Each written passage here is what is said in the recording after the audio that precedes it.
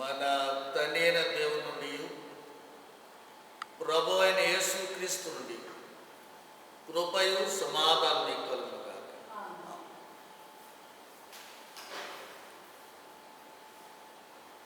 ప్రభునందు ప్రియమైన వారులారా, దేవుని మహాకృప చేత త్రిత్వకాలంలో 7వ ఆదివారంలో మనం ప్రవేశించాం. దేవుని స్తుతించడానికి, ఆయన ఆరాధించడానికి, ఆయన వాక్యాన్ని ధ్యానించడానికి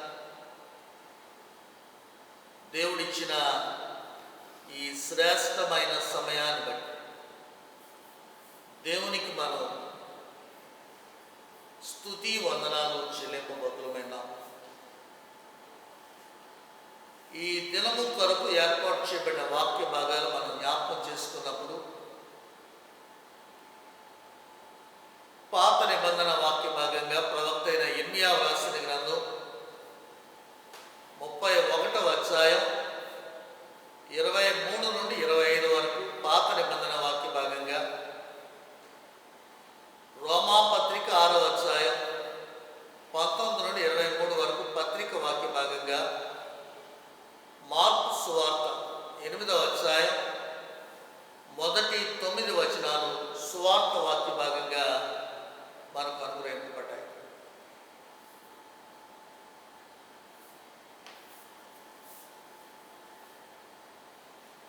పాత నిబంధన వాక్య భాగంలో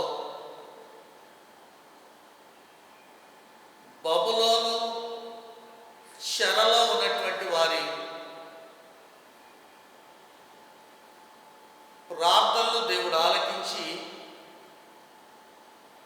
వారి విడుదలను గుర్చినటువంటి వాగ్దానం, ప్రవచనం పాత నిబంధన వాక్య భాగంలో చూస్తాం. అలాగే ఒకప్పుడు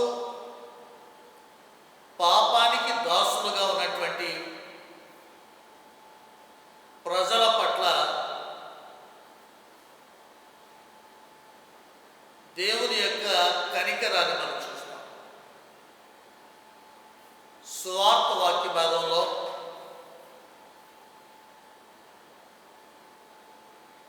ఆకలి కొనిన వారి పట్ల దేవుని ప్రేమను మనం చూస్తాం. 3 వాక్య భాగాలు కూడా దేవుని యొక్క ప్రేమను, దేవుని యొక్క కనికరాన్ని, ఆయన వాత్సల్యతను మనకు జ్ఞాపకం చేస్తారు.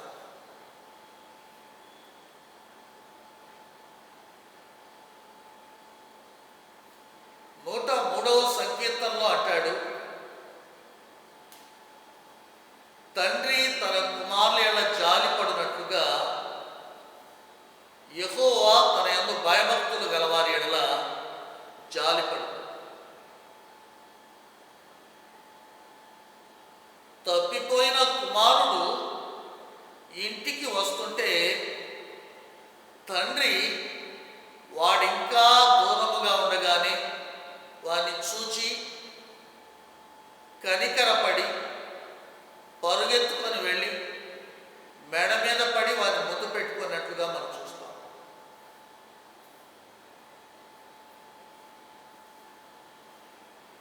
దేవుడు కనికరం చూపే దేవుడు, వాత్సల్యత చూపేవాడు.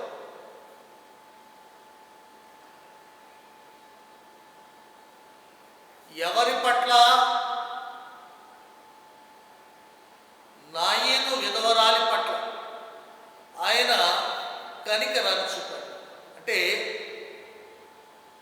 కుమారుని కోల్పోయి దుఃఖంలో ఉన్నప్పుడు ఆయన కనికరాన్ని కనుపరిచినట్లుగా మనం చూస్తాం. అలాగే 38 సంవత్సరాలుగా పక్షవాయువుతో ఉన్నవాడిని చూచి ఆయన కనికరపడ్డాడు. బహుకాలము నుండి వాడు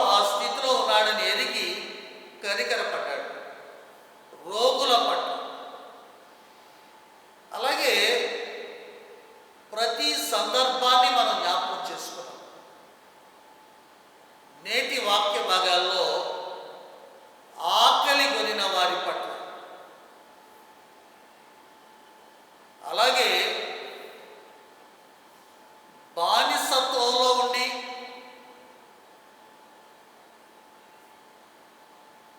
అణచివేతకు గురవుతున్న వారి పట్ల, అలాగే పత్రిక వాక్య భాగంలో పాపుల పట్ల ఆయన కనికరాన్ని చూపేది.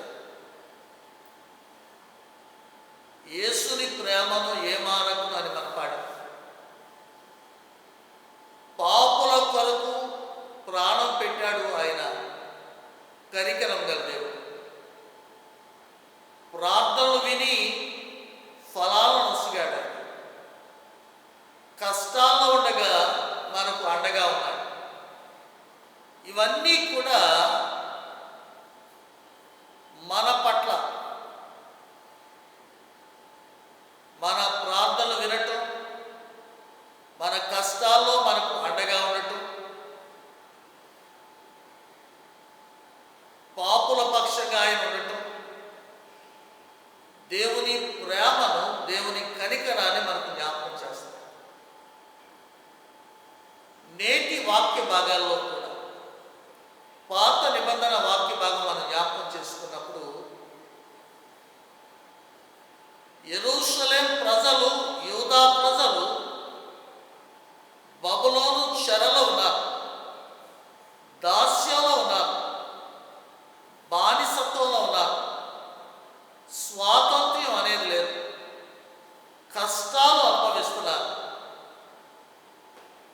అటువంటి వారి పట్ల ఆయన కనికరాన్ని చూపుతున్నాడు. కృషించిన వారిని నేను నింపుతాను,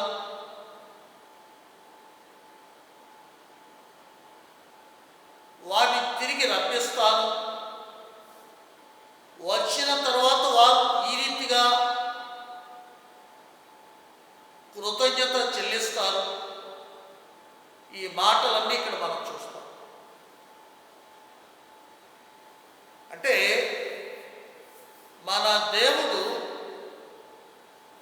మన ప్రార్థనలు ఆలకించే దేవుడు, ఏ పరిస్థితిలో అయినప్పటికీ కూడా మనల్ని జ్ఞాపకం చేసుకునే దేవుడు. అన్య దేశంలో ఉన్నారు, దాస్యంలో ఉన్నారు,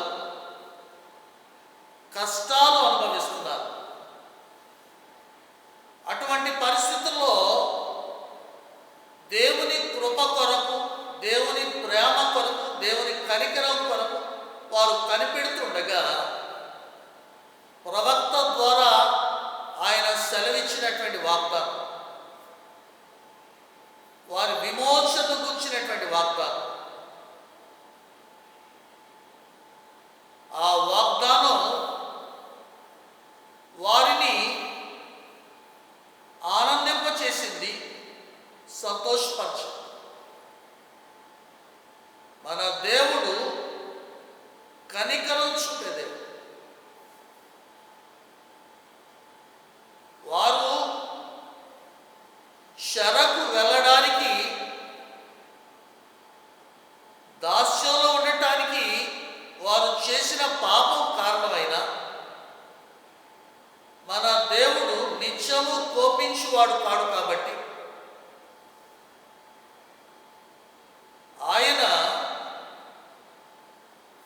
వారు చేసిన తప్పిదాలను బట్టి చెరలో ఉన్నప్పటికీ కూడా తిరిగి వారి ప్రార్థనలు ఆలకించి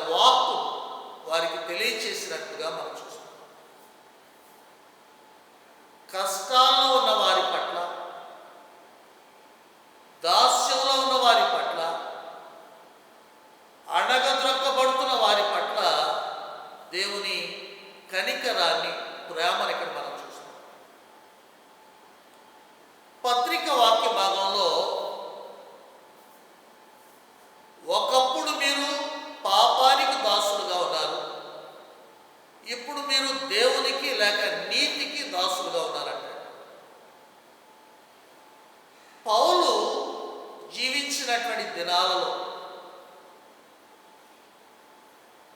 బానిసత్వం అనేది ఎక్కువగా ఉండేది. దాసుడు స్వతంత్రుడు, బానిస స్వతంత్రుడు. దాసుడు అనే పదం ఎందుకు ఉపయోగించాడంటే, ఏ పని చేసేవానికైనా పని సమయం అనేది ఉంటుంది. ఉదయం 8 గంటల నుండి సాయంకాలం 6 గంటల వరకు అని, లేక 10 గంటల నుండి 4 గంటల వరకు అని తనకు నియమించబడిన సమయంలో పని చేస్తాడు. ఆ పనికి రావాల్సిన జీతాన్ని, ఫలితాన్ని పొందుకుంటాడు. ఆ పని సమయాన్ని ముగించిన తర్వాత మిగిలిన సమయాన్ని తనకిష్టమైన రీతిగా వాడుకుంటాడు. ఏ పని చేయాలంటే ఆ సమయాన్ని ఎలా వెచ్చించాలంటే తన ఇష్టం అది. కానీ దాసునికి, బానిసకు మాత్రం తనకంటూ స్వేచ్ఛగా ఉండటానికి, తన ఇష్ట ప్రకారం ఉండటానికి సమయం అంటూ దాసునికి కానీ బానిసకు కానీ ఉండదు. స్వతంత్రునికైతే పని సమయం మినహాయించి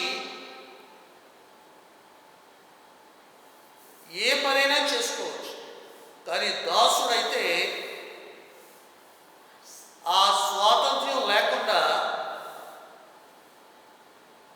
ఆ యజమానుని యొక్క కట్టడిలో ఉండాలి. కాబట్టి ఇక్కడ మీరు పాపంలో ఉన్నంత వరకు ఎలా ఉన్నారంటే దాసులుగా ఉన్నారు. ఇక నీతిని గురించి కానీ, పరిశుద్ధతను గురించి కానీ, దేవుని గురించి కానీ ఆలోచన లేకుండా మీరు కేవలం పాపంలోనే జీవించారు.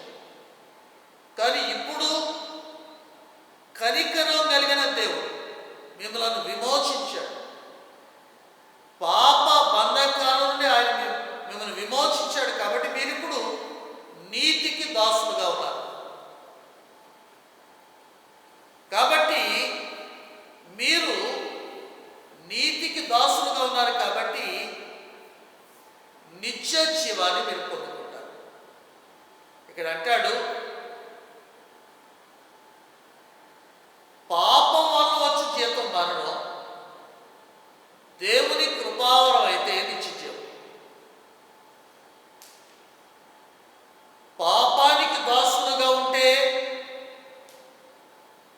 మరణాన్ని మీరు పొందుకుంటారు. నీతికి దాసులుగా ఉంటే నిత్య జీవాన్ని మీరు పొందుకుంటారు. అంటే ఈ జీతము, కృపావరం రెండు పదాలు ఇక్కడ ఉన్నాయి. జీతం అంటే పని చేయటం ద్వారా వచ్చేది. పని చేసిన వారికి ప్రతిఫలంగా వచ్చేది జీతం. కానీ కృపావరం అనేది ఉచితంగా ఇవ్వబడేది. దాని కొరకు ప్రయాసపడవలసిన పని లేదు, పని చేయవలసిన పని లేదు, కష్టపడవలసిన పని లేదు. కంపెనీల్లో లేక పెద్ద పెద్ద సంస్థలలో జీతంతో పాటు బోనస్ అనేది ఇస్తూ ఉంటారు. బోనస్ అనేది ఉచితంగా ఇవ్వబడేది. జీతం అనేది పని చేయటం ద్వారా మనం పొందుకునేది. కాబట్టి ఇక్కడ దేవుని కృపావరం నిత్యత్యం. అంటే కృప అంటే చాలా పర్యాయాలు నేను మీకు జ్ఞాపకం చేశాను. అర్హత లేని వారికి దేవుడిచ్చేది.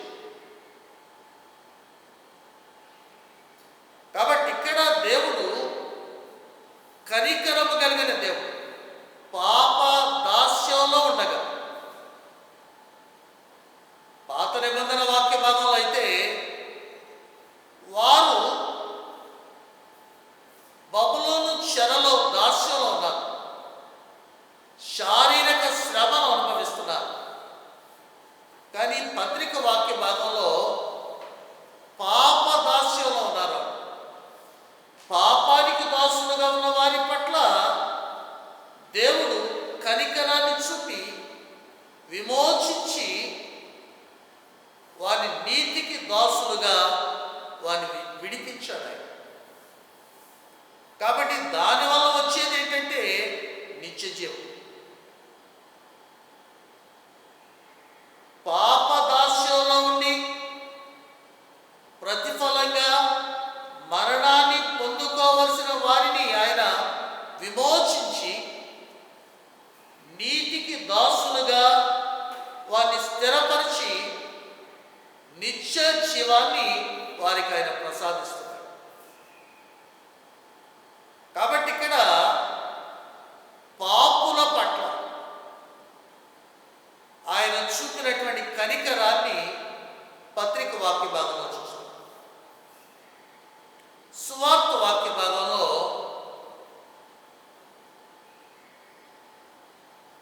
దెకపొలి ప్రాంతం, గలిలయ సముద్ర తీరం, 4,000 మంది ఆయన బోధ వినటానికి వచ్చినట్లుగా మనం చూస్తాం. ఈ 4,000 మంది రావడానికి గల కారణం ఏంటంటే, ముందు అధ్యాయాలు మనం చదివితే ఆయన దెకపొలి ప్రాంతంలోనే చెముడు మూగవాణిని ఆయన బాగు చేశాడు. వారు ఆశ్చర్యపడ్డారు. ఈ సంగతి ఎవరితో చెప్పవద్దని చెప్పినప్పుడు వారు దాన్ని ప్రసిద్ధి చేశారు అనే మాట అక్కడ మనం చూస్తాం. వారు ఆయన చేసిన కార్యానికి ఆశ్చర్యపడి ఆయనను గూర్చి వారు ప్రచురం చేశారు, ప్రసిద్ధి చేశారు. ఆ కారణాన రెండవదిగా శాన అనే దయ్యం పట్టిన వారిని ఆయన బాగు చేసింది ఈ ప్రదేశంలోనే. వాడు బాగుపడిన తర్వాత, స్వస్థత పొందిన తర్వాత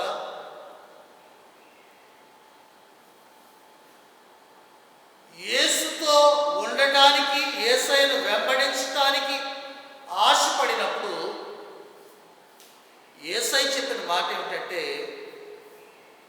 నీవు నీ ఇంటికి వెళ్ళి నీ ఇంటి వారికి దేవుడు నీ పట్ల చేసిన కార్యాలను తెలియచేయనప్పుడు వాడు వెళ్ళి దెకపొలి ప్రాంతం అంతటా కూడా దేవుడు తన పట్ల చేసిన కార్యాలను వివరించినట్లుగా. కాబట్టి అదే ప్రదేశంలో యేసయ్య ఉండగా చెవుడు మూగవారిని బాగు చేయటం ద్వారా ఆయనని ప్రసిద్ధి చేశారు. ఈ శాననే దయ్యం పట్టిన వాడు తన పట్ల దేవుడు చేసిన కార్యాలను వివరించి చెప్పాడు. ఆ కారణాన 4,000 మంది యేసు వద్దకు వచ్చారు. ఇక్కడ మనం జ్ఞాపకం చేసుకుంటే 3 దినాలుగా వారు యేసుతోనే ఉన్నారు. వారి యొక్క ఆత్మీయ ఆకలిని ఇక్కడ మనం చూస్తాం. దేవుని రాజ్యాన్ని గురించిన మర్మాలు ఆయన వారికి తెలియచేసినప్పుడు ఆసక్తితో 3 దినాలు అయినప్పటికీ కూడా వారు యేసుతోనే ఉన్నారు. ఇక్కడ మనం జ్ఞాపకం చేసుకుంటే వారు ఉపవాసంతో ఉన్నారని, వారిని చూచి ఆయన కనికర పడినట్లుగా మనం చూస్తాం. అంటే పాత నిబంధన వాక్య భాగంలో కష్టాలలో ఉన్న వారి పట్ల కనికరాన్ని చూపడాయి. అన్య దేశంలో కష్టాలు అనుభవిస్తున్నారు. పత్రిక వాక్య భాగంలో పాపానికి దాసులుగా ఉన్న వారి పట్ల కనికరాన్ని చూపడాయి. సువార్త వాక్య భాగంలో ఆకలితో ఉన్న వారి పట్ల కనికరాన్ని చూపినట్లుగా మనం చూస్తాం. శిష్యులను అడిగితే ఎంతమందికి ఆహారం ఈ అరణ్య ప్రాంతంలో లభించదని చెప్తున్నారు వారు. యేసయ్య